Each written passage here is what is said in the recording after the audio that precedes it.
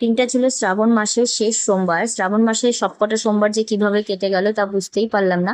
আর আজকে ঘুম থেকে উঠতে খুব দেরি হয়ে গেছে, তাই ভাবছি ফটাফট করে স্নান করে আগে পুজোটা দিয়ে নেবো, যা যা কাজকর্ম আছে সেগুলো করে। যেহেতু লাড্ডু ঘুমোচ্ছে, যেমন ভাবা তেমন কাজ। আমি পুজো দিতে বসেছি, অমনি লাড্ডু ঘুম থেকে উঠে পড়েছে। যেহেতু তোমাদের দাদাভাই ছিল, তাই আমার পুজো দিতে তেমন কোনো অসুবিধা হয়নি।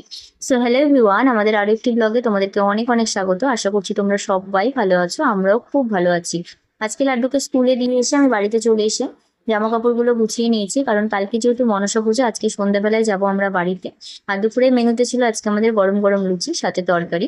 খাওয়া দাওয়া করে লাড্ডুকে ঘুম দিয়ে দিয়েছি। ঘড়িতে বাজে সন্ধ্যা 6:30টার মতো। সন্ধ্যাবাতি দিয়ে একটু পরেই আমরা বেরিয়ে পড়েছি। কথা বলতে আমরা কিন্তু বাড়িতেও চলে এসেছি। তোমাদের দাদাভাই আসেনি আজকে, ও কালকে সকালে আসবে। আমি আর লাড্ডু আজকে রাতে এখানেই থাকবো, অনেক দিন পর এই বাড়িতে থাকবো। আর ফোন করে তো এই বাড়িতে থাকাই হয় না। আর মনসা পূজা একটা আলাদা ইমোশন আমাদের সবার কাছে, সেটা বলে বোঝানো যাবে না। আজকে রাতে আমাদের মেনুতে ছিল গরম গরম সবজি দিয়ে ডালিয়া, পনিরের তরকারি, পটল পোস্ত আর পাঁপড়। আমি আর বাবা খেয়ে এসেছি ওই বাড়ি থেকে, আর মা আর লাড্ডুরটা নিয়ে এসেছি। মা এখন লাড্ডুকে খাইয়ে দিচ্ছে, এটা একটা লাড্ডুর আলাদাই আবদার।